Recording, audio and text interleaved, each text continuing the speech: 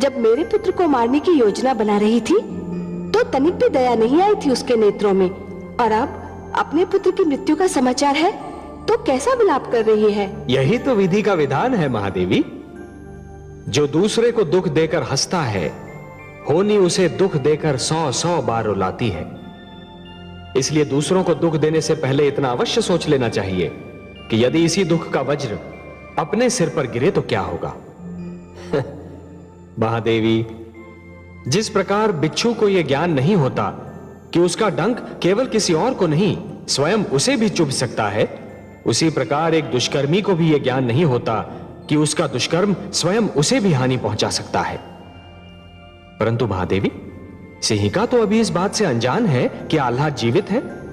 जान लेगी तो भी कौन सा प्यार उड़ेल देगी मेरे पुत्र पर। सुना नहीं आपने, अग्निदेव की सौगंध खाकर कह रही है कि मेरे पुत्र प्रहलाद को भस्म करके ही दम लेगी।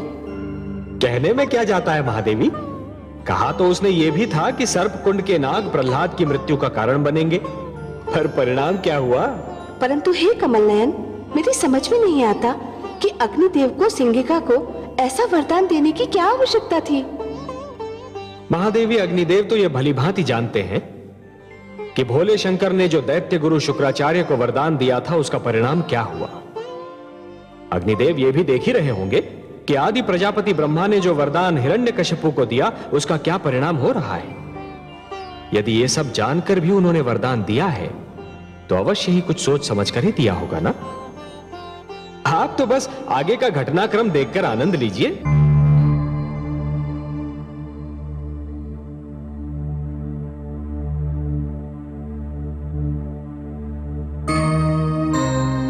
युवराज, आप जीवित हो उठे? हाँ महामंत्री, मैं काल के जाल में समा कर लौट आया। यह तो चमत्कार हो गया युवराज, परंतु यह सब कुछ हुआ कैसे? ये सब मेरे प्रिय अनुज प्रहलाद की कृपा है। ये नया जीवन मुझे मेरे अनुज ने उपहार में दिया है। परंतु मैं तो महाराज और महारानी को असुर लोक में आपकी मृत्यु की सूचना भी भिजवा चुका हूँ। यह तो बहुत बुरा हुआ भ्राताश्री। बुआश्री आपकी मृत्यु का समाचार सुनकर दुख से पागल होती होंगी। तुम ठीक कहते हो अनुज। उन्हें तुरंत सूचना भिजवाइए कि यह सब कुशल है। जो आज्ञा युवराज। नहीं भ्राताश्री, हमें स्वयं आसुरलोक पहुंचना होगा। वहाँ हाहाकार मचा होगा। आपके मृत्यु के समाचार के उपरांत बुआश्री को आपकी जीवित रहने के समाचार पर विश्वास नहीं होगा। उन्हें विश्वास उसी समय होगा जब वो अपनी आंखों से आपको जीवित देखेंगी। कितना सुख होगा उन्हें आपको देखकर। भ्राताश्री चलिए, मैं भी आपके साथ चलूंगा। अवश्य अनुज, अब तो मैं वही करूंगा जो तुम कहोगे। मेरा ये जीवन तुम इन्हें तो लौटाया है। महामंत्री जी, हमारी यात्रा का प्रबंध किया जाए। जो आज्ञा युवराज। मेरा पुत्र, हाय मेरा पुत्र, मेरा पुत्र, हाय मेरा पुत्र। तुम क्यों विलाप कर रही हो? तुम्हारा पुत्र नहीं मरा, मेरा पुत्र मरा है। तुम्हारा पुत्र? तुम्हारा पुत्र? ये तुम कह रही हो बहन सिंहिका? आह्लाद को मैंने तुम्हारी गोद में डाल अवश्य दिया था। उसे भूल जाने की चेष्टा भी की थी, पर उसे पेट में तो मैंने ही रखा था। मैंने उसे अपनी कोख से जन्म दिया था। उसे मैंने ही अपना दूध पिलाया था। वो मेरे ही शरीर का अंश था। वो मेरी आंखों का तारा था। हाँ हाँ था, परंतु उसकी हत्या भी तुम्हारे ही दूसरे पुत्र प्रहलाद ने की। अरे मैंने तुम्हारे पुत्र आह्लाद को अपनी छाती से लगा लिया था, अपना पुत्र बना लिया था उसे। तुम्हारी कमी का आभास उसे कभी होने न दिया था, परंतु तुम्हारे दुष्ट पुत्र प्रहलाद के कारण वो काल के जाल में समा गया। मैं तुम्हारे पुत्र प्रहलाद को कभी क्षमा नहीं करूंगी, कभी नहीं। हत्यारा है वो, हत्यारा। मेरा पुत्र अपने शत्रुओं पर भी दया करता है।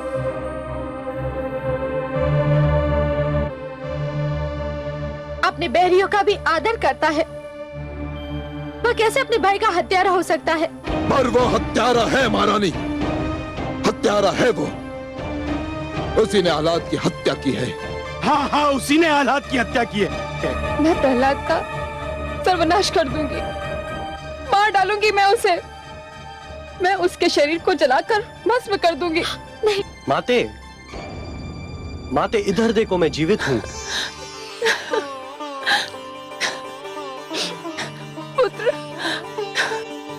पुत्र,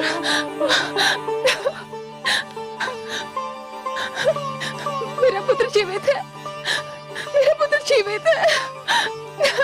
तुम ठीक तो हो पुत्र?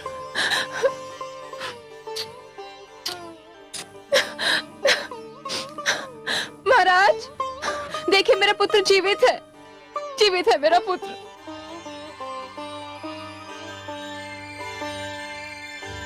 महती, मेरा पुत्र, मेरे लाल।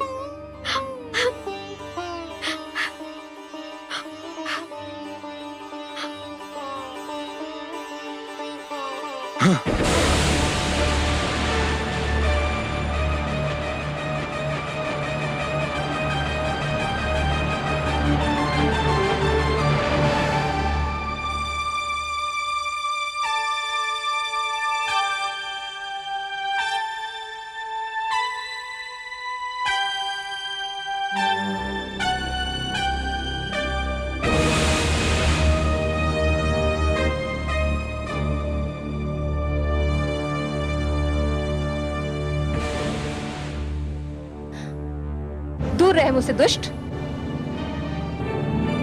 ये आप क्या कह रही है माताश्री? मेरे प्रिय अनुज प्रहलाद ने तो मुझे जीवन दान दिया है। मैं तो केवल आपको अपने जीवित रहने का समाचार भिजवा रहा था, पर अनुज प्रहलाद ने अनुरोध किया कि मैं स्वयं चलूं और एक माता अपने पुत्र को जीवित देख ले। आप इसे झिड़क रही हैं? ये तो पुरस्कार का अधिकारी है। आपने मेरे अनुज को कुछ भी कहा तो मुझे बहुत दुख होगा माताश्री, बहुत दुख होगा।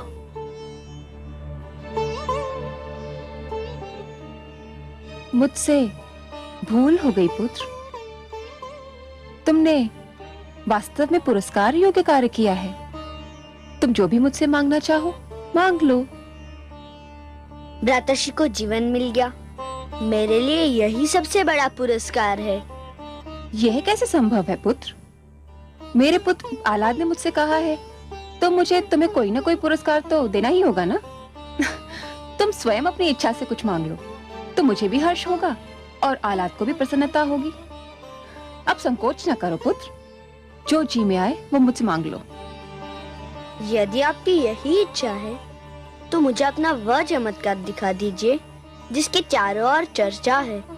अग्निदेव ने आपको जो वरदान दिया है, मैं अपनी आंखों से उसका प्रदर्शन देखना चाहता हूँ। कितनी सुंदर बातें करते हो तुम पुत्र। तुम वास्तव में बहुत ही भले और भोले बालक हो। तुम मुझसे कुछ भी मांग सकते थे, परंतु तुम्हारे मन में किसी भी वस्तु का लोभ नहीं। कितनी सुंदर इच्छा व्यक्त की है तुमने। मुझे बहुत प्रसन्नता हुई पुत्र। मैं अवश्य ही तुम्हें अपने वरदान का प्रदर्शन दिखाऊंगी। कब? मैं बहुत व्याकुल हूँ देखने के लिए। पुत्र, मदनोत्सव सिर पर खड़ा है। उस दिन सारे असुरलोक में हर्षोल्लास होता है। समस्त नर नारी नृत्य करते हैं, मदिरा जल की भांति बहती है, सब रंग खेलते हैं और एक साथ भोजन करते हैं। बस उसी दिन मैं तुम्हें अपना चमत्कार दिखाऊंगी।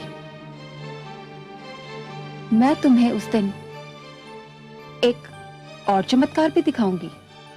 क्या बुआ श्री? उस दिन एक ऐसा अनुपम दृश्य दिखाई देगा जिसे संसार कभी भुला ना पाएगा। उस दिन का वही विशेष आकर्षण भी होगा। मदनोत्सव की रात्रि मैं तुम्हें साथ लेकर अग्नि में प्रवेश करूंगी। नहीं! नहीं! आज तो मुझे वास्तव में पुत्र प्रहलाद पर बहुत क्रोध आ रहा है। भोलेपन का यह अर्थ तो नहीं कि कोई जानबूझकर मृत्यु की गोद में जा गिरे। क्या हुआ महादेवी? सुना नहीं आपने? दुष्ट सिंहिका पुत्र प्रहलाद को गोद में लेकर अग्नि में प्रवेश करना चाहती है और पुत्र प्रहलाद ये समझ रहा है कि ये खेल होगा। या वास्तव में सिंहिका उसे कोई चमत्कार दिखाना चाहती है? महादेवी, जिसके मन में खोट नहीं होती वो स्वयं को भी सच्चा समझता है और दूसरों को भी। पर ये तो भूल है कमल नयन, और मुझे भय है कि पुत्र प्रहलाद भी यही भूल कर रहा है। नहीं महादेवी, भूल प्रहलाद नहीं कर रहा है, भूल तो सिंहिका कर रही है। उसे इस बात का विस्मरण हो गया है कि वो एक भूल कर चुकी है, और जिसे अपनी भूल का विस्मरण होता है उसे उसका दंड अवश्य मिलता है। इतिहास रचा ही इसलिए जाता है महादेवी कि आने वाली पीढ़ियां ये देख सकें कि उनके पहले की पीढ़ियों ने क्या भूल की और वो उस भूल को ना दोहराएं। यदि दोहराती हैं तो दंड पाती हैं, दुख झेलती हैं। सिंहिका ने जो भूल की थी उसका दंड उसे मिला था, उसके पुत्र आह्लाद की मृत्यु के रूप में। परंतु जैसे ही उसने अपने पुत्र को जीवित देखा, उसे फिर से अपनी भूल का विस्मरण हो गया। इसलिए विश्वास रखिए महादेवी, सिंहिका को अपनी भूल का दंड फिर से मिलेगा। परंतु प्रहलाद को भी तो ये स्मरण रखना चाहिए था कि सिंहिका उसे क्षति पहुंचाने की चेष्टा कर चुकी है। जानता हूं महादेवी, क्षति पहुंचाने वाले को दंड देना तो बहुत सरल है, पर उसे क्षमा करना बहुत कठिन। और जो क्षति पहुंचाने वाले को क्षमा कर सकता है वो तो पूजनीय है, महान है। आपको तो अपने पुत्र पर गर्व होना चाहिए महादेवी कि उसका हृदय इतना विशाल है।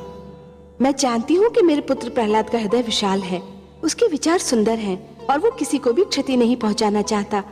फिर भी सब उसके पीछे पड़े हैं, इसीलिए तो मैं चिंतित हो उठती हूँ। उसके पास सिवाय कयाधु के है कौन? आपका आशीर्वाद है महादेवी, आपका आशीर्वाद। और जिसके साथ आप जैसी जगन माता का आशीर्वाद हो, उसे किसी से क्या भय हो सकता है? महादेवी, मैं तो आपको कई बार बता चुका हूं कि आपका आशीर्वाद ही प्रहलाद की सर्वाधिक महान शक्ति है।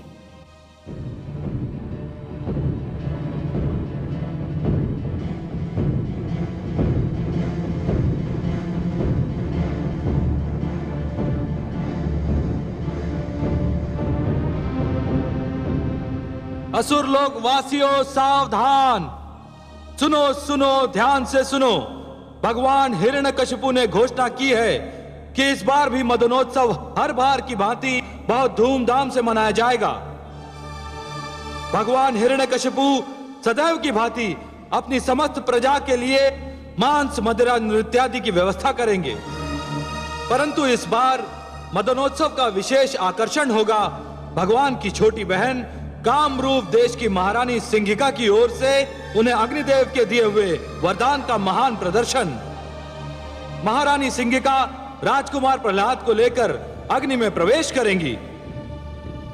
सारे असुर समुदाय का इस उत्सव में स्वागत है। आहा, ये तो चमत्कार होगा। इस बार मदनोत्सव का आनंद ही कुछ और होगा।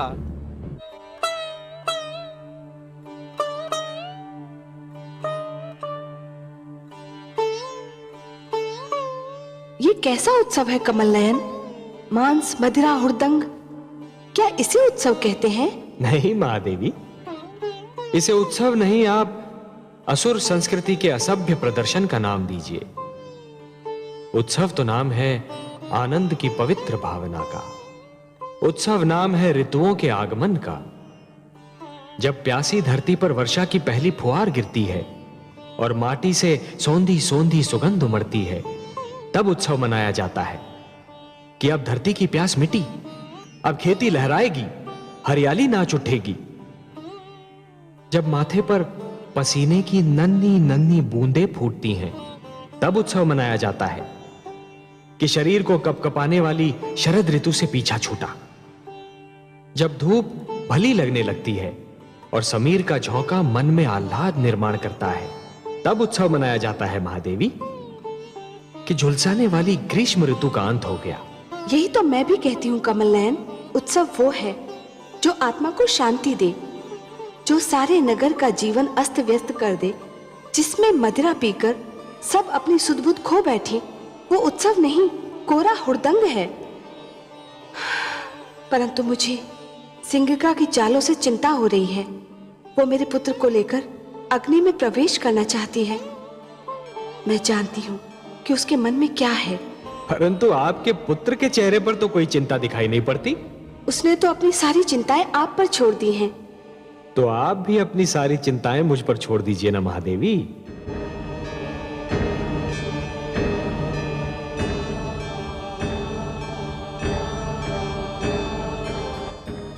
क्या हुआ भाभी श्री? मुझे बहुत चिंता हो रही है सिंगिका। किस बात की चिंता? तुम मेरे पुत्र को लेकर अग्नि में प्रवेश करोगी? तो क्या हुआ? मैं तो अग्नि में पहले भी प्रवेश कर चुकी हूँ और आप देख चुकी हैं कि अग्नि की लपटें मेरे शरीर को छू भी न सकी। तुम्हारी बात और है। अग्निदेव ने तुम्हें वरदान दिया है, फिर तब तुमने अकेले ही अग्नि में प्रवेश किया था। इस बार मेरा पुत्र प्रहलाद भी तुम्हारे साथ होगा। तो क्या हुआ? अग्निदेव ने तुम्हें वरदान दिया है, मेरे पुत्र को तो नहीं। अरे भाभी श्री, जब अग्नि मुझे नहीं छू सकेगी तो जो मेरे साथ होगा उसे कैसे छू सकेगी? उसे कुछ नहीं होगा। तुम अकारण ही चिंता कर रही हो। तुमसे अधिक साहसी तो तुम्हारा पुत्र है, उसे तो कोई चिंता नहीं। वह तो बड़ी व्याकुलता से उस घड़ी की प्रतीक्षा कर रहा है जब मैं उसे लेकर अग्नि में प्रवेश करूंगी। वो तो बच्चा है, वो बेचारा क्या जाने। वो उत्सुक है कि जो अवसर मृत्यु के पश्चात आता है उसे जीते जी देखने को मिल जाएगा। तुम उसकी चिंता छोड़ दो और जो होगा स्वयं अपनी आंखों से देख लेना। नहीं, मैं नहीं देख सकूंगी। अपने पुत्र को अग्नि में प्रवेश करते हुए देखना मेरे वश की बात नहीं। मैं वहां नहीं आऊंगी। तुम्हारी इच्छा। अच्छा, मुझे तैयारी करनी है, मैं चलती हूँ।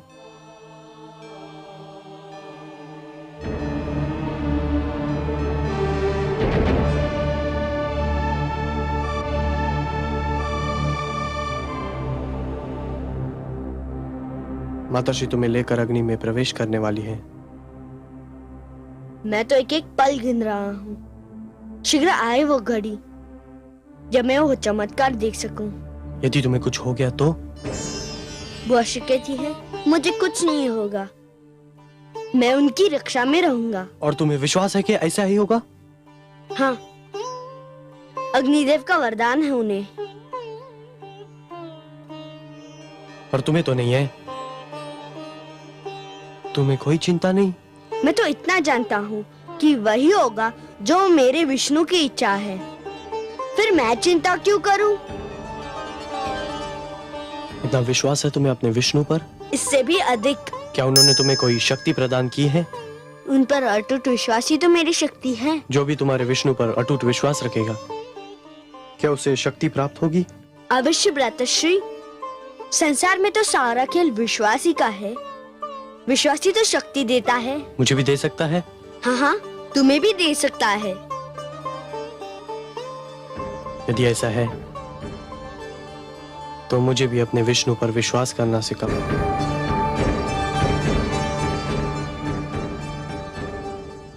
पुत्र प्रहलाद, तुम तैयार हो? हाँ बुआ श्री, मैं कब से तैयार खड़ा हूँ। चलिए। चलो पुत्र। किंतु तुम्हारी माताश्री तो आ ही नहीं रही। क्यों? उन्हें भय लग रहा है। भय? किस बात का भय? उन्हें अग्निदेव के वरदान पर विश्वास नहीं है? मैंने भी उनसे यही कहा, किंतु उनका ये भय दूर ही नहीं हो रहा। मैं उनके पास जाऊंगा, मैं उन्हें लेकर ही आऊंगा। हमारी बात बीच में रहेगी भ्राताश्री। मैं उस शक्ति के विषय में इस प्रदर्शनी के बाद ही बताऊंगा। अच्छा अनुज,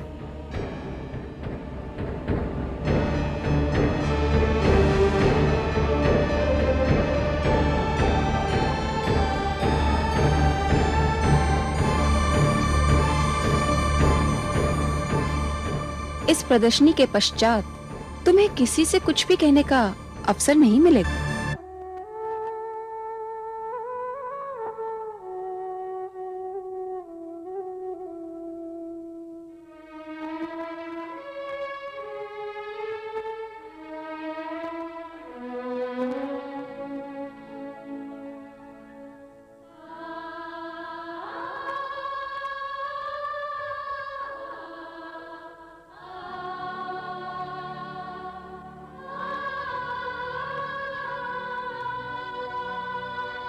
माते, माते,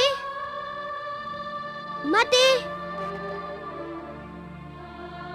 पुत्र, बुआशी कह रही थी कि तुम प्रदर्शनी में नहीं आओगी। हाँ पुत्र, वो सत्य कह रही थी। परंतु क्यों? मुझे बहुत भय लग रहा है। भय? तुम एक साहसी पुत्र की साहसी माता हो ना? केवल माता हो पुत्र, और कौन माता अपने पुत्र को आग की लपटों में घिरा देखेगी? और तू भी तो मूर्ख है। तेरी जिस बुआ ने तुझे सर्पकुंड भेजकर मरवाना चाहा था, उस पर फिर विश्वास कर लिया तूने? मुझे बुआशी पर नहीं, अपने वासुदेव पर विश्वास है। आप क्यों नहीं मेरे विष्णु पर विश्वास करती? करती हूँ पुत्र, करना चाहती हूँ। मैं ये भी जानती हूँ कि तुम्हारे जीवन पर अब तक जितने प्रहार हुए, उन सब से तुम बच निकले। परंतु पुत्र, तुम्हारे विरोधी बहुत ही शक्तिशाली हैं। मेरे विष्णु उनसे अधिक शक्तिशाली हैं। वह सदैव मेरी रक्षा करेंगे। पुत्र, ममता की भावना को तुम नहीं समझ सकते। सब कुछ समझते हुए भी मेरी ममता के पांव डगमगा जाते हैं।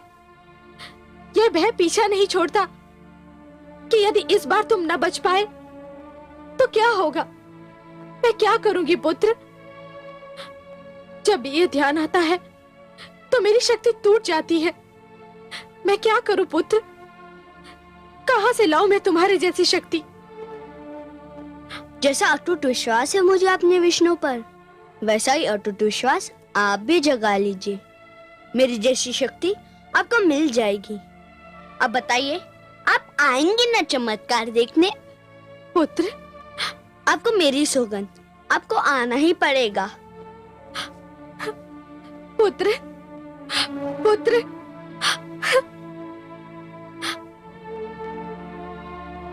घातक,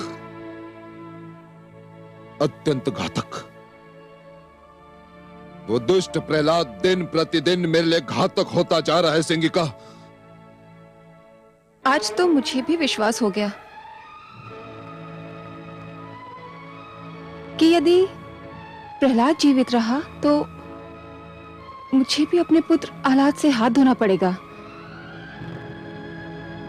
मुझे प्रहलाद से उसकी बातचीत सुनकर भय लग रहा है भ्राताश्री, कि जिस प्रकार प्रहलाद आपसे विद्रोह कर रहा है, कहीं एक दिन उसी प्रकार मेरा आह्लाद मुझसे विद्रोह न कर बैठे। इसीलिए मैं उस दुष्ट के जीवन का अंत करना चाहता हूं सिंगिका, क्योंकि यदि वो जीवित रहा तो दिन प्रतिदिन मेरे विरोधियों की संख्या बढ़ती जाएगी। और जो हमारे विरोधी होंगे वे हमारे भ्रातर्षि हिरण्याक्ष के हत्यारे विष्णु के प्रशंसक हो जाएंगे। मुझे तो ये भी आशंका हो रही है भ्रातर्षि कि कहीं प्रहलाद मेरे पुत्र आह्लाद को विष्णु के प्रेम जाल में फांस न ले। भ्रातर्षि, मैं तो यही देखकर सेहर उठी थी कि मेरा पुत्र प्रहलाद की बातों से प्रभावित हो रहा है। जानता हूं बहन, भली भांति जानता हूं। उस दुष्ट की वाणी बहुत सुंदर है। वो अपनी मीठी मीठी बातों से किसी को भी बहका सकता है। इसीलिए उसका अंत आवश्यक है। इसीलिए उसका अंत अत्यंत आवश्यक है। मैं आपसे सहमत हूं भ्राताश्री। विश्वास कीजिए, अग्नि के इस खेल से वो जीवित बाहर नहीं आएगा। मेरी शुभकामनाएं तुम्हारे साथ है सिंगिका, किंतु यदि वो जीवित रहा तो मेरा जीवन संकट में पड़ जाएगा।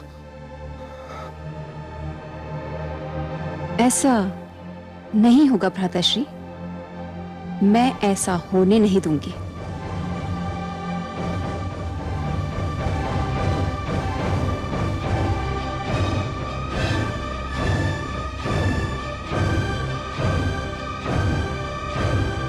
हे कमल नयन, सुना आपने पुत्र प्रहलाद ने अपनी माता से क्या कहा? वो कह रहा है कि भक्ति की भावना ही सबसे श्रेष्ठ है, ममता की भावना उसके आगे कुछ भी नहीं। कुछ बहुत अनुचित बात तो नहीं कर रहा आपका पुत्र महादेवी। आप तो इस सत्य से भलीभांति परिचित हैं कि सृष्टि में ईश्वर के अस्तित्व के अतिरिक्त बाकी सब कुछ माया है। मोह माया में फंसना अर्थात अपने जीवन के लक्ष्य को भूलने के समान है। और जीवन का तो यही लक्ष्य है महादेवी कि अपने भीतर छिपी हुई ईश्वरी शक्ति को ढूंढकर बाहर निकालना, अपने भीतर छिपे हुए ईश्वर को ढूंढना। मोह तो भ्रमित करता है महादेवी और फिर भटकाता है, फिर वो मोह चाहे धन का हो या संतान का। परंतु हे दया सागर, माता और पुत्र का स्नेह तो आपकी दी हुई सुंदर देन है। अवश्य है महादेवी, परंतु कोई भी स्नेह अधिक महान नहीं होता। जीवन का तो वास्तविक उद्देश्य ही है कि ईश्वर के प्रेम में अहम को भूल जाना, क्योंकि ईश्वर से प्रेम हर प्रेम का स्रोत होता है। जिस प्रकार मरुस्थल की रेत दूर से जल के समान चमकती है, परंतु निकट जाकर ही यह ज्ञात होता है कि वो तो सूखी रेत है, जल नहीं, उसी प्रकार हर मोह निकट से केवल एक भ्रम सिद्ध होता है महादेवी। ईश्वर से प्रेम ही जीवन के उद्धार का कारण होता है। आपका पुत्र कयाधु की ममता से अपना मुंह नहीं मोड़ रहा महादेवी, वो तो केवल ममता की धारा को भक्ति की ओर मोड़ने का प्रयास कर रहा है, क्योंकि वो जानता है कि भक्ति में ही शक्ति होती है। लीजिए, आपके पुत्र की परीक्षा की घड़ी आ गई।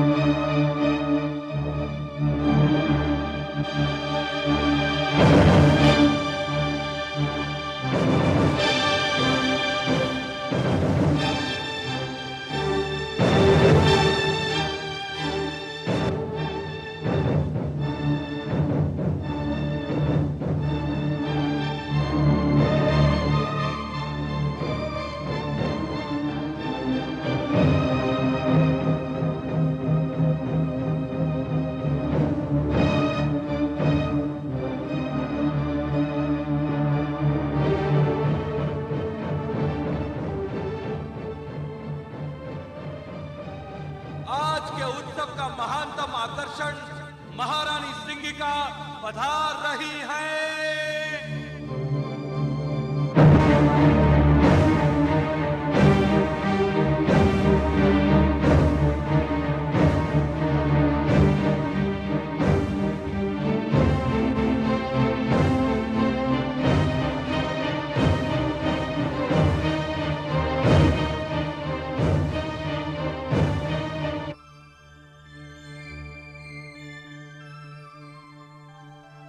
प्रणाम भ्राताश्री।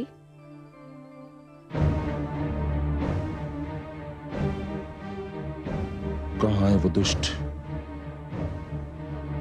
मेरा बैरी, मेरा विरोधी? भाभी श्री को लेने गया है। वह इस उत्सव में आना ही नहीं चाहती थी, परंतु प्रहलाद चाहता है कि उसकी माता भी इस अनुपम दृश्य को देखे। अभी उन्हें लेकर आता ही होगा। सिंगिका, उसकी मृत्यु अत्यंत आवश्यक है, अत्यंत आवश्यक। इस बार वो बचना नहीं चाहिए। नहीं बचेगा भ्राताश्री। आज आप अग्नि की लपटों का अद्भुत खेल देखेंगे। वही अग्नि जो मेरे शरीर को छू भी ना पाएगी। देखते ही देखते उसकी लपलपाती जीभ प्रहलाद के शरीर को चाट जाएगी। कुछ ही पलों में उसकी कोमल काया को वो राख में परिवर्तित कर देगी और वायु के झोंके उस राख को उड़ा ले जाएंगे। महारानी का यादू, युवराज आह्लाद और राजकुमार प्रहलाद पधार रहे हैं।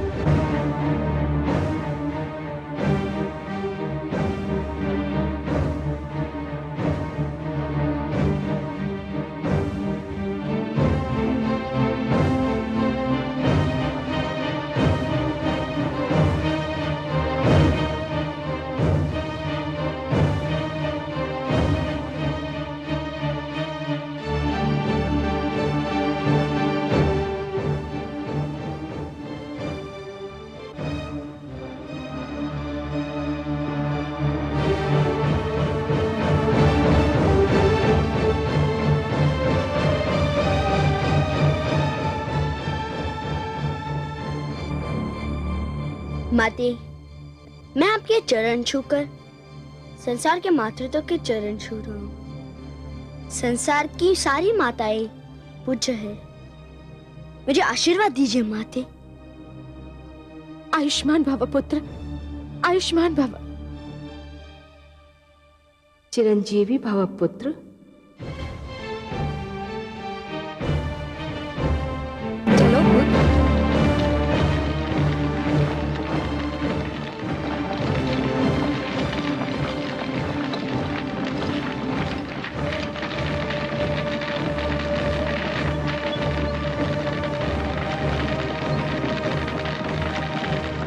चलो पुत्र।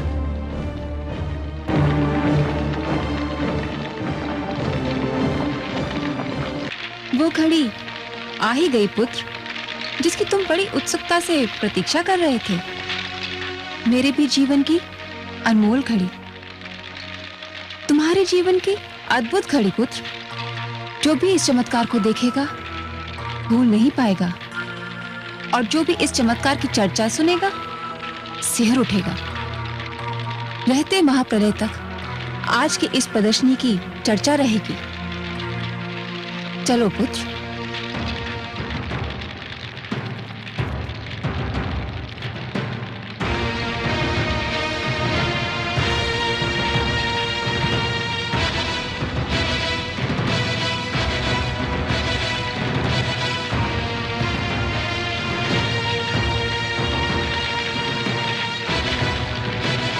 ओम नमो भगवते वासुदेवाय।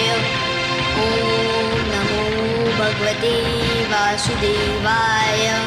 ओम नमो भगवते वासुदेवाय।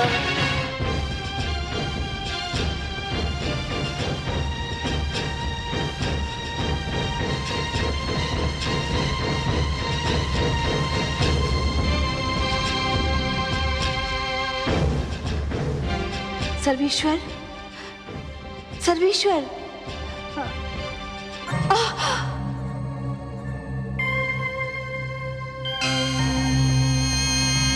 नारायण नारायण।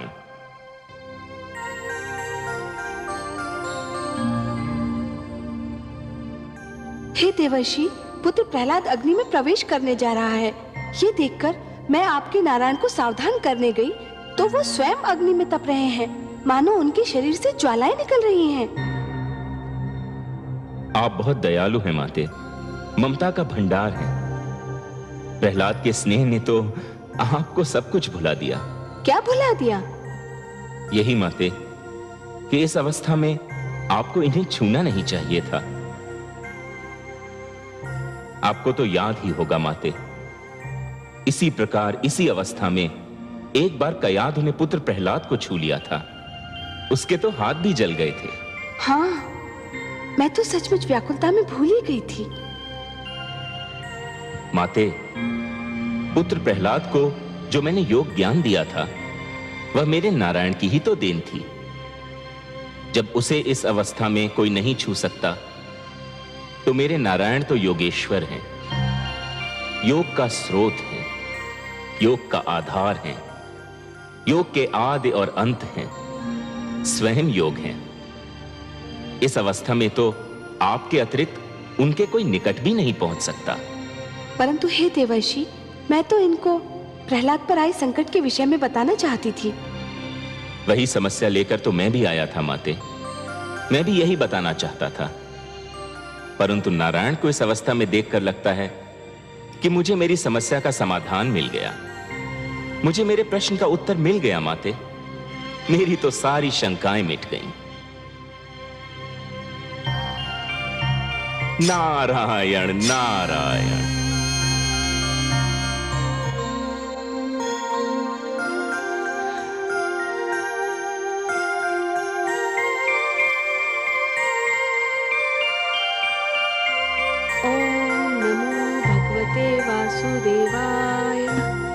ओम नमो भगवते वासुदेवाय।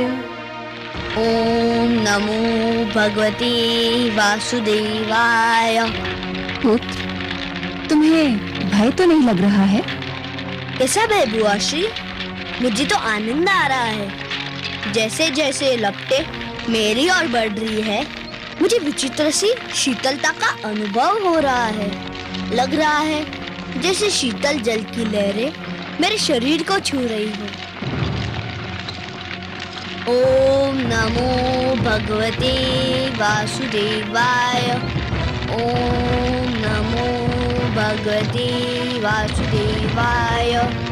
ओम नमो भगवते वासुदेवाय। ओम नमो भगवते वासुदेवाय। ओम नमो भगवते वासुदेवाय। ओम नमो भगवते वासुदेवाय। ओम नमो भगवते वासुदेवाय। ओम नमो भगवते वासुदेवाय। नहीं, बचाओ! बचाओ! मैं जल रही हूँ, बचाओ मुझे! बचाओ!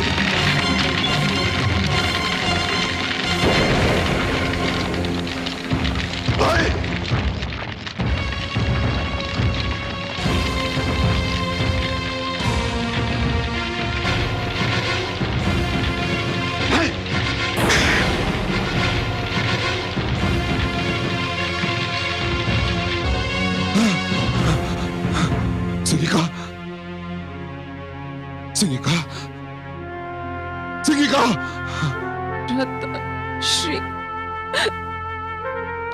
प्रहलाद के विष्णु ने मुझे भस्म कर दिया। किंतु ये कैसे हुआ? तुम्हें तो अग्निदेव ने वरदान दिया था, ये कैसे हो गया? प्रहलाद की मायावी शक्तियों ने अग्निदेव के वरदान को मात दे दी। किसकी मंत्र की शक्ति के आगे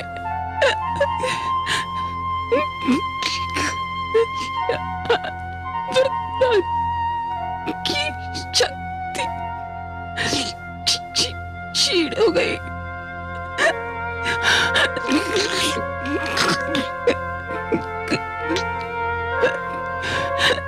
उसको जीवित नहीं छोड़िएगा, जीवित नहीं छोड़िएगा माताश्री। हमको भी मार डालेगा। नहीं, सिंगिका, सिंगिका! नहीं!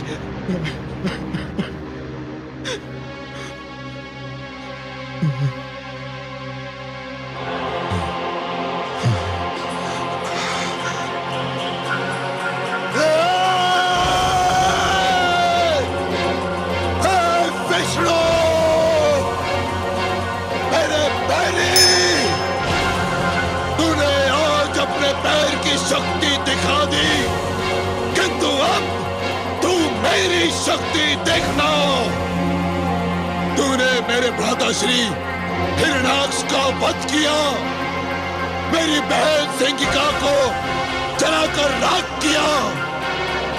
मैं तुझे कदापि क्षमा नहीं करूंगा जब तक मैं तेरा सर्वनाश नहीं करूंगा, चैन की एक श्वास भी नहीं लूंगा। अब तू मेरे क्रोध के प्रकोप से बच नहीं सकता। सुना तूने?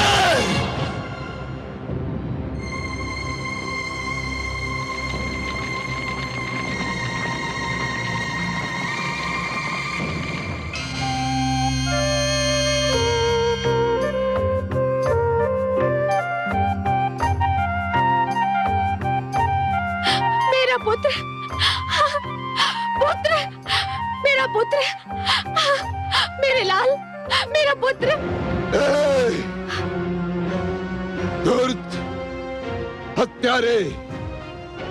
तेरे विष्णु ने मेरे भ्राता श्री हिरण्याक्ष की हत्या की थी, और तूने मेरी बहन सिंगिका की हत्या की। अब चाहे कुछ भी हो जाए, मैं तुझे जीवित नहीं छोड़ूंगा। चल! नहीं, स्वामी, स्वामी, स्वामी, मेरे पुत्र को छोड़ दीजिए, स्वामी। माते, माते, माते, माते, मेरा पुत्र, मेरा पुत्र।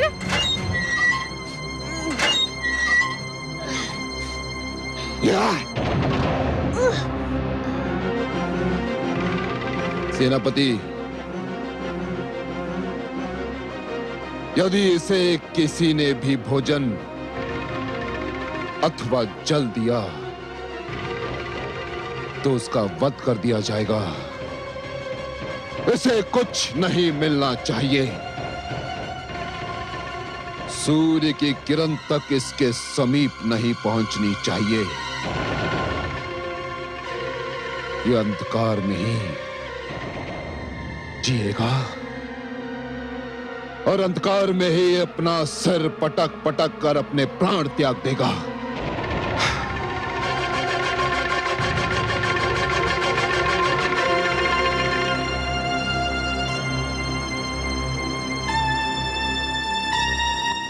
देखा आपने महादेवी, सिंहिका को अपनी भूल का विस्मरण हुआ और उसका दंड भी मिला। हे दया सागर, हे करुणा सिंधु, आपको कोटि कोटि धन्यवाद। आपने मेरे पुत्र की रक्षा की। महादेवी, अग्निदेव ने जो अग्नि प्रज्वलित की थी उसमें सोना भी था और कोयला भी। प्रहलाद सोना था जो तपकर कुंदन बन गया, और सिंहिका कोयला थी सो जलकर राख हो गई। मैं वास्तव में बहुत प्रसन्न हूँ कि अग्निदेव ने सिंहिका को जलाकर भस्म कर दिया। केवल सिंहिका को नहीं महादेवी, सिंहिका के रूप में इस अग्नि ने पाप, खोट, असत्य और अहंकार को जलाकर भस्म कर दिया। इस अग्नि ने तो समस्त संसार के तन मन का सारा मैल जलाकर राख कर दिया। सिंहिका तो जलकर भस्म हो गई, पर अपने पीछे एक इतिहास छोड़ गई। कैसा इतिहास कमल नयन? सिंहिका अग्नि में जलकर होलिका बन गई। उसका सिंहिका नाम भुला दिया जाएगा महादेवी। इतिहास उसे होलिका कहकर पुकारेगा। एक नई परंपरा जन्म ले चुकी है महादेवी। वसंतोत्सव में होलिका को जलाकर पाप का अंत करने की एक परंपरा बन जाएगी। पाप की होली जलाई जाएगी और यह उत्सव मनाया जाएगा रंग खेलकर, गुलाल उड़ाकर। महादेवी, होलिका अब सदा के लिए असत्य की पराजय का एक प्रतीक बनकर रहेगी। परंतु हे सर्वेश्वर, आप देखिएगा, अब हिरण्यकशिपु अपना सारा क्रोध अग्निदेव पर उतारेगा। वो बल खा रहा है, क्योंकि अग्निदेव ने सिंहिका को जो वरदान दिया था वो तो असफल हो गया। मुझे अब अग्निदेव से सहानुभूति हो रही है। महादेवी, जिस प्रकार अग्नि इस्पात को गला तो सकती है परंतु जला नहीं सकती, उसी प्रकार हिरण्यकशिपु देवताओं को आतंकित तो अवश्य कर सकता है, परंतु वो उन्हें मार नहीं सकता। इसीलिए तो मैंने मोहिनी रूप धारण करके देवताओं में अमृत बांटा था कि सारे देवतागण जन्म और मृत्यु के चक्र से बाहर निकल आए। महादेवी, सिंहिका ने तो अपनी करनी का फल पाया, उसे दंड मिला, परंतु अग्निदेव को भी इस प्रश्न का उत्तर अवश्य देना होगा कि सिंहिका के चरित्र को जानते हुए भी उन्होंने उसे इतना महान वरदान क्यों दे दिया।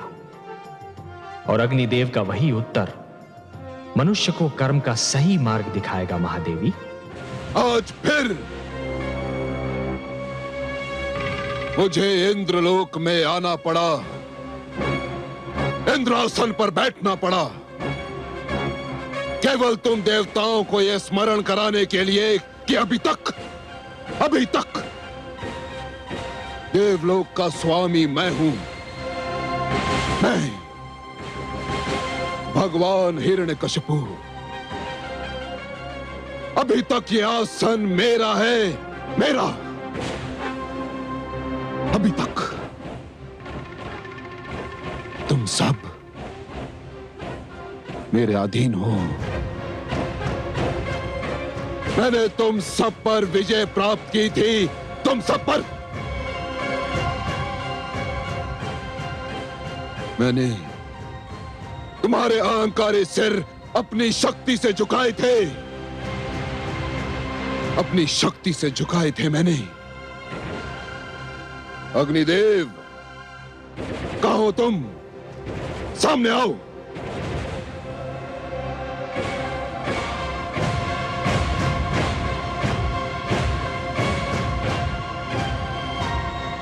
तुम स्वयं को देवता कहते हो, स्वयं को श्रेष्ठ समझते हो। धिक्कार है तुम्हारे देवता होने पर, धिक्कार है तुम्हारी शक्तियों पर, धिक्कार है तुम्हारे वरदान पर। क्या लाभ है तुम्हारे देवत्व से, क्या लाभ है तुम्हारे वरदान का?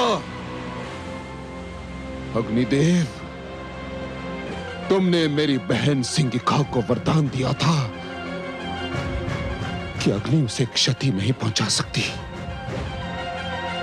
किंतु तुम्हारा तुच्छ और क्षीण वरदान परीक्षा का पहला आघात भी सहन न कर सका, पहला आघात भी नहीं। और मेरी बहन जलकर भस्म हो गई, केवल तुम्हारे कारण अग्निदेव, केवल तुम्हारे कारण। मेरी बहन ने तुम्हारी उपासना की थी और तुमने यह फल दिया उसका। अग्निदेव, यह फल दिया। हे असुरराज, मैंने वरदान देते समय सिंहिका को चेतावनी दी थी। कैसे चेतावनी? मैंने उसे सावधान कर दिया था इस वरदान का दुरुपयोग ना किया जाए, नहीं तो यह अपना प्रभाव खो बैठेगा। मैंने सिंगिका की तपस्या से प्रसन्न होकर उसे यह वरदान आत्म सुरक्षा के लिए कवच के रूप में दिया था, इसे शस्त्र के रूप में किसी का वध करने के लिए नहीं। सिंगिका ने इसे अपने कवच के स्थान पर प्रहलाद की हत्या करने वाला शस्त्र बना लिया और वह प्रभावहीन हो गया।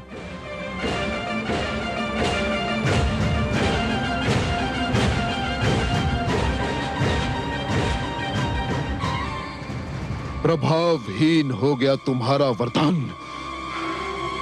हाँ सुराज, वरदान किसी के लिए अपने सुख का कारण होना चाहिए, किसी और के दुख का कारण नहीं। और सिंगिका ने इस सत्य को भुला दिया, इसलिए वही हुआ जो होना था। इसमें मेरा कोई दोष नहीं और न मेरे दिए हुए वरदान का। सुराज, छली हो तुम, कपटी हो तुम समस्त देवता, और सबसे बड़ा कपटी है तुम्हारा वो विष्णु।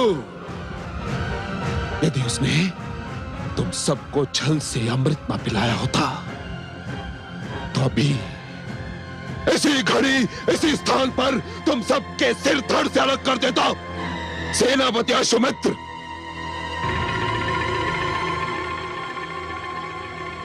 आ गया भगवान। ले जाओ इन समस्त देवताओं को और डाल दो इन्हें कारागार में, जहां ये भी प्रहलाद की भांति अन्न और जल के लिए तरसते रहे, आजीवन सड़ते रहे। ले जाओ। आपकी आज्ञा का पालन होगा। सैनिकों, ले चलो इन देवताओं को। ठहरो, ऐसे नहीं, वैसे ले जाओ जिसके ये देवता योग्य है। भेड़ बकरियों की भांति हाँकते हुए ले जाओ इन्हें। चलो, चलो।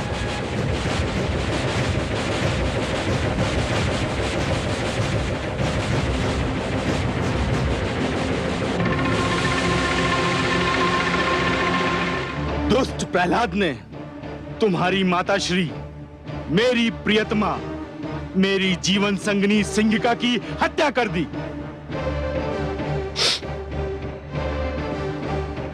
मेरा मन ये मानने को तैयार नहीं पिताश्री। क्यों? क्या तुमने अपनी आंखों से उन्हें विवशता से तड़प तड़प कर जलते और मरते नहीं देखा? देखा था पिताश्री, देखा था, परंतु अग्नि में तो उन्होंने पहले भी प्रवेश किया था और आप ही कहते थे कि उन्हें कभी तनिक सी भी क्षति न पहुंची थी। फिर इस बार अग्निदेव का दिया हुआ वरदान असफल क्यों हो गया पिताश्री? इसलिए कि इस बार वो अकेली नहीं थी, प्रहलाद भी था उसके साथ। प्रहलाद के पास मायावी शक्तियां हैं। वो सिंगिका का वध करना चाहता था। उसने अपनी मायावी शक्तियों से उसका वध कर दिया। वो हत्यारा हमारे समस्त कुल का बैरी है। यदि ऐसा होता पिताश्री, तो वो मेरा जीवन क्यों बचाता? मुझे तो नाग ने डस लिया था। उस समय तो प्रहलाद मेरे निकट भी नहीं था। वो हमारे कुल का बैरी होता पिताश्री, तो मेरे मृत शरीर के पास आता ही क्यों?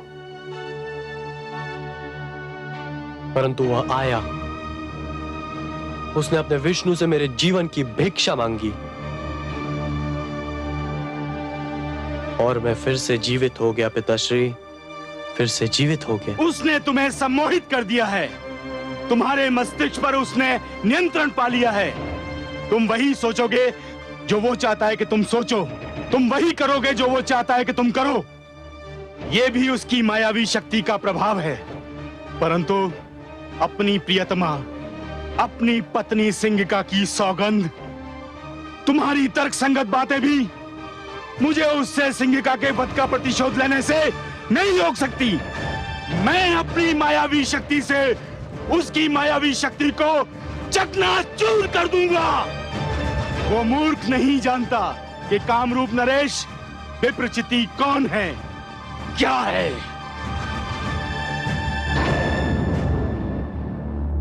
पिताश्री, नारायण नारायण। स्वागत है देवर्षि, आपका स्वागत है। आज हमें कैसे स्मरण किया? आपका स्मरण तो मेरे जीवन का उद्देश्य है, मेरे जीवन का सर्वस्व है। मेरा जीवन ही है लक्ष्मी नारायण। मेरा और कार्य ही क्या है? आपका स्मरण करना और आपकी चर्चा। बताइए, क्या समाचार सुनाने आए हैं? सृष्टि का कौन सा भेद, कौन सा समाचार, कौन सा रहस्य आपसे छिपा है लक्ष्मी नारायण? मैं तो बस अपनी एक उलझन सुलझाने, अपने एक प्रश्न का उत्तर पूछने आपकी सेवा में उपस्थित हुआ हूं। तो पूछिए ना।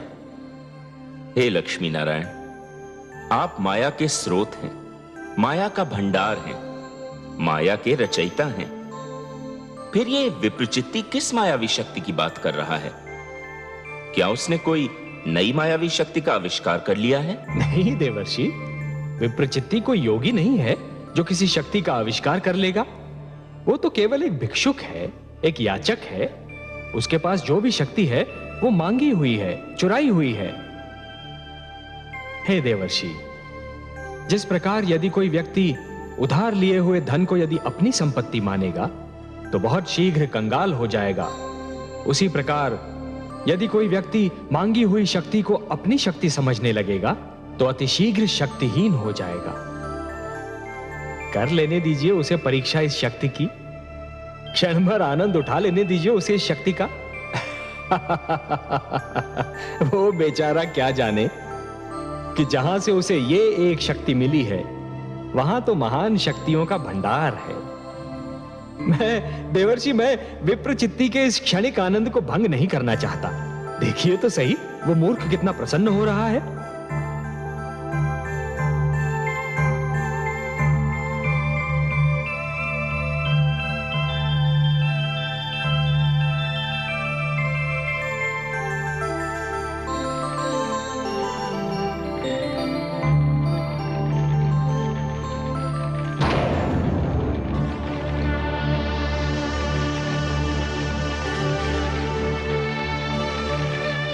बुआश्री,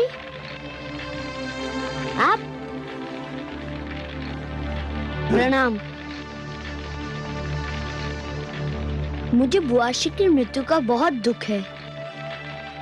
मैं स्वयं आपके पास शोक व्यक्त करने के लिए आना चाहता था, किंतु दुष्ट, तू मुझे भी अपने छल कपट में फांसना चाहता है, किंतु मैं तुझे ऐसी मृत्यु दूंगा जो तूने कभी सोची भी नहीं होगी। विष्णु ने तुझे अग्नि में जल मरने से तो बचा लिया, किंतु देखता हूं जल में डूब मरने से कैसे बचाएगा। हाँ।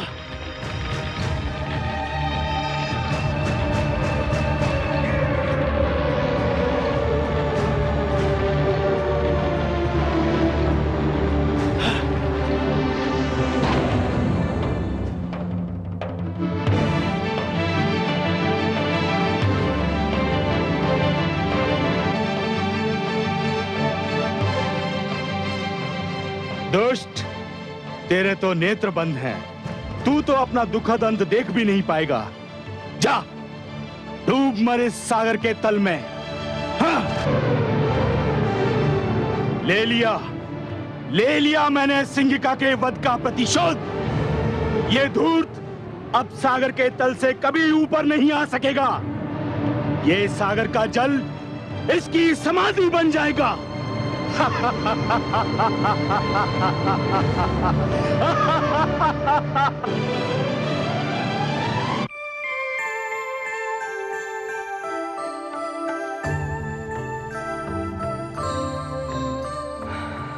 क्या हुआ कमल नयन? आपका पुत्र प्रहलाद ननिहाल की यात्रा पर निकला है महादेवी। ननिहाल की यात्रा? कहां? आप भूल गई महादेवी, इस बार आपने सागर पुत्री के रूप में जन्म लिया है, तो सागर आपके पिता हुए और उनका घर प्रहलाद का ननिहाल ही तो हुआ। विप्रचित्ती प्रहलाद को सागर में फेंकने निकला है। पिताश्री नहीं जानते कि प्रहलाद को मैंने अपना पुत्र माना है। कुछ अनर्थ ना हो जाए, उसकी रक्षा कीजिए प्रभु। जैसी आपकी इच्छा।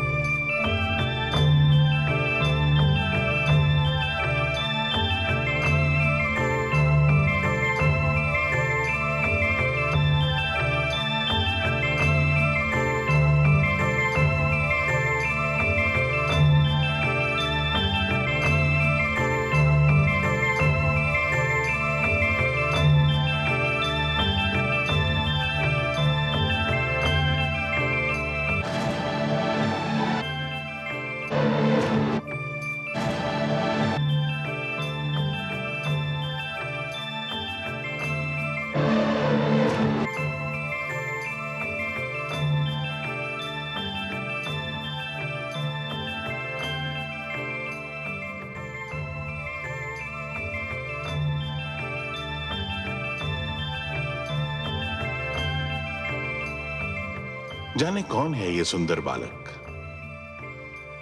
मुख पर इतना तेज कि आंखें नहीं ठहरती।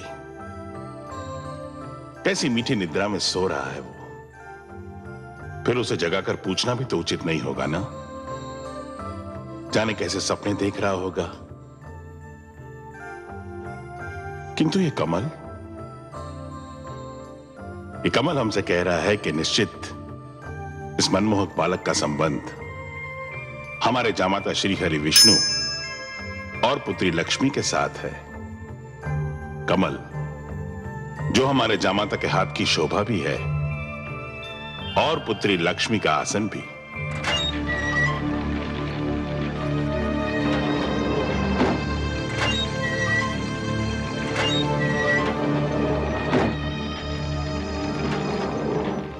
राजकुमार, प्रहरियो, शीघ्र इधर आओ।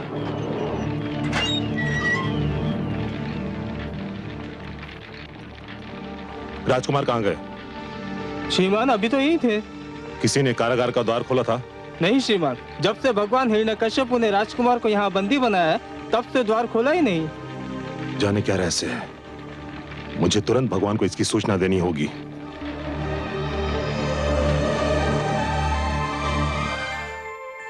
हे जनार्दन, इस समय आपका कमल कहाँ है? महादेवी, आपने अपने पुत्र प्रहलाद की रक्षा किए जाने की इच्छा प्रकट की थी ना? मैंने अपने कमल को उसकी शैया बना दिया। आपका पुत्र चैन से सो रहा है। मेरा पुत्र सकुशल तो है ना?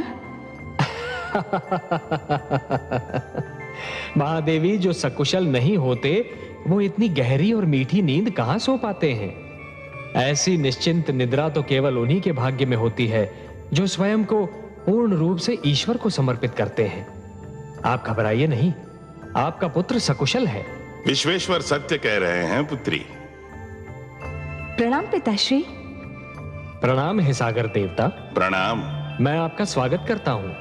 कमल को शैया बना देखकर ही मुझे अनुमान हो गया था कि उस पर सोए हुए बालक का संबंध अवश्य मेरे जामाता और पुत्री से होगा। बहुत गहरा संबंध है पिताश्री। प्रहलाद इनका भक्त है और मैंने उसे अपना पुत्र मान लिया है। तभी तो मैं सोच रहा था कि इतनी छोटी सी आयु में उसके मुख पर इतना तेज, इतना प्रताप कहां से आया। अब ज्ञात हुआ कि ये उसकी भक्ति भावना और तुम्हारे प्रेम का चमत्कार है। वो इस समय कहाँ है पिताश्री? अपने ननिहाल में है। नानी नाना के पास आया है। समस्त सागर संसार उसके अतिथि सत्कार में जुटा हुआ है।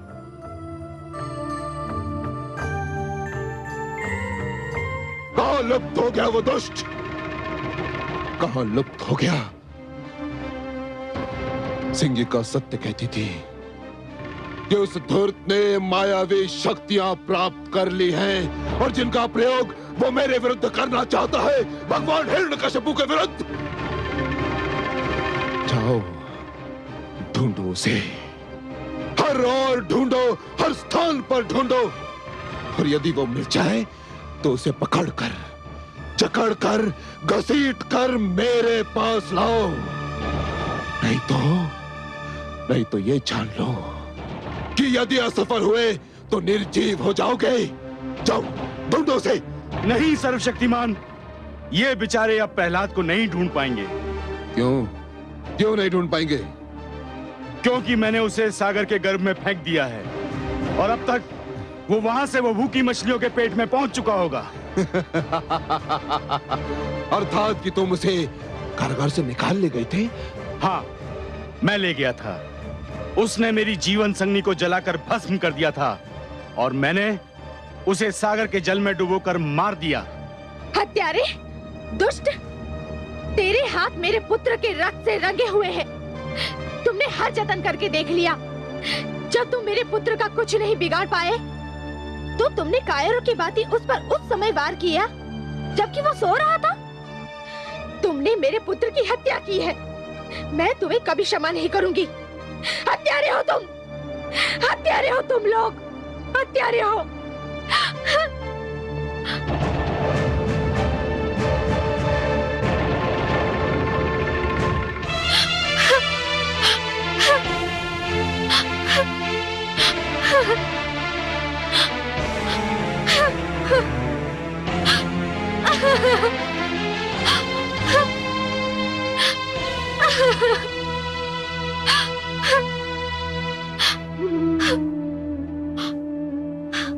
समुद्र देव, मैं आपसे अपना पुत्र वापस लूंगी।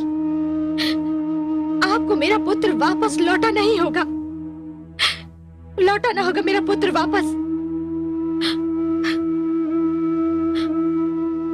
मेरा पुत्र, मेरा लाल,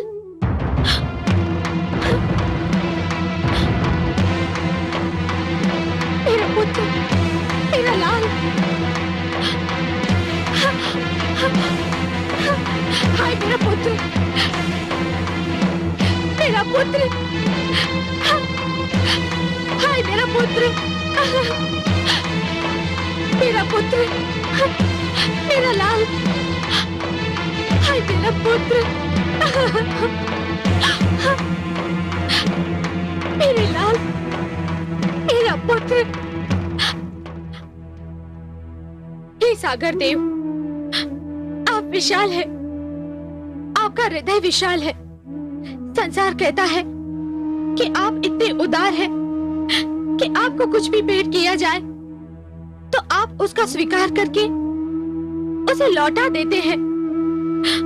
हे सागर देव, दानवराज कामरूप नरेश विप्रचित्ती ने मेरे पुत्र प्रहलाद को बलि के रूप में आपकी गोद में फेंक दिया है। एक दुखियारी माँ की पुकार सुन लीजिए सागर देव। मेरे पुत्र प्रहलाद को आपकी गोद से निकालकर मेरी गोद में डाल दीजिए। एक माँ की गोद सुनी है सागर देव। एक माँ अपने पुत्र के जीवन की भीख मांग रही है। हे सागर देव, मुझे मेरा पुत्र लौटा दीजिए, मुझे मेरा पुत्र लौटा दीजिए, मुझे मेरा पुत्र लौटा दीजिए।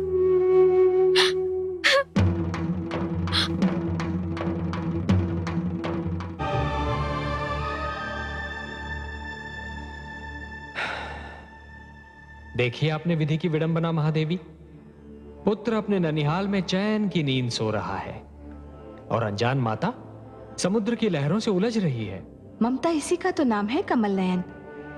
पुत्र भले कितना ही सुखी हो, परंतु यदि माता की आंखों से ओझल हो तो माँ को पल भर भी चैन नहीं पड़ता। वो तो पुत्र का मुख देखकर ही जीती है।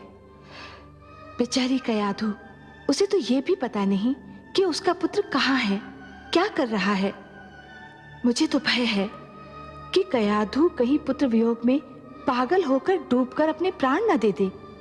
हाँ महादेवी, वो तो सागर में आगे आगे बढ़ती जा रही है। आपको उसके प्राणों की रक्षा करनी होगी कमल नयन।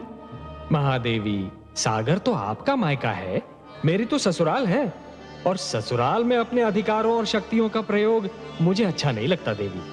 देखिए, पिता के घर पर तो पुत्री का अधिकार होता है, इसलिए वहां हस्तक्षेप का कष्ट तो आप ही को करना होगा देवी। आपकी यही इच्छा है तो जाती हूं मैं। कयाधु को यूं डूबकर मरने नहीं दूंगी मैं, वो भी वहां सागर में जो मेरा मायका है।